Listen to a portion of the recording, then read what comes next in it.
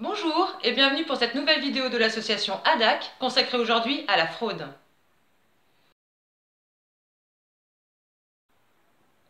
La fraude est la réunion de deux éléments. Tout d'abord un élément matériel, par exemple la production de faux documents, et d'un élément intentionnel, c'est-à-dire la volonté délibérée de tromper l'organisme. Le Code de l'action sociale et des familles parle de fausses déclarations et d'omission délibérée de déclarer.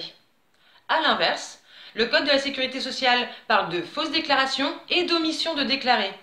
Ainsi, il assimile la simple omission à la fraude et permet donc au CAF de retenir systématiquement la fraude sans rechercher s'il y a eu une intention véritable de tromper l'organisme. Plus encore, la fraude est retenue en cas de déclaration incomplète, alors que celle-ci peut être due à une mauvaise information de l'allocataire.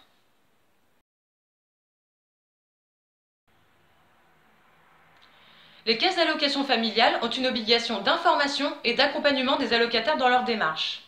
Cependant, nous assistons à un recul de l'accueil dans les services publics et notamment dans les CAF.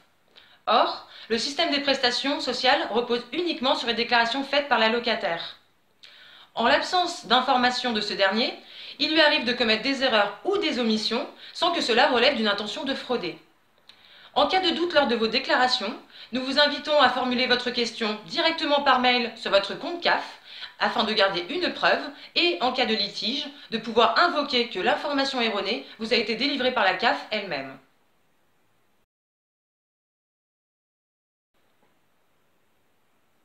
Lorsque la CAF retient une fraude, elle va tout d'abord vous adresser un courrier en vous informant d'un trop-perçu à rembourser, puis un second courrier adressé par le service fraude qui va vous notifier une pénalité administrative. Sachez que ces deux courriers peuvent être contestés dans un certain délai et en respectant un certain formalisme.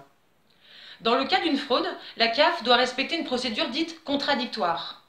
Le principe du contradictoire impose que toute personne suspectée d'un délit puisse avoir accès aux éléments qui lui sont reprochés et puisse faire valoir des contestations ou en tout cas ses observations. Or, en matière de CAF, il apparaît que les caisses vous notifient le montant de la pénalité et la fraude et vous invitent seulement à ce moment-là à formuler des observations. De plus, le courrier va vous indiquer que vous êtes fiché pour une durée de 3 ans et là encore, avant même d'avoir pu recueillir vos observations. En matière de fraude, la charge de la preuve appartient à la CAF. Ainsi, c'est à la caisse de prouver que vous avez fraudé.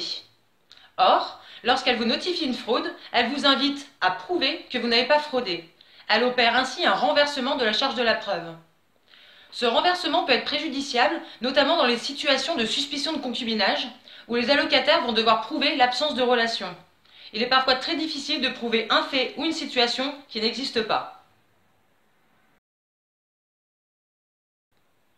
À partir d'une certaine somme, la CAF peut décider de déposer plainte contre vous pour fraude. Vous serez alors convoqué au commissariat pour y être entendu et apporter vos observations. N'hésitez pas à vous rendre à la convocation avec tous vos documents afin de prouver votre bonne foi. À l'issue de votre audition, le procureur pourra décider de classer sans suite ou de vous poursuivre devant le tribunal correctionnel. Dans ce cas, il est indispensable de vous faire assister par un avocat car une peine de prison peut être décidée.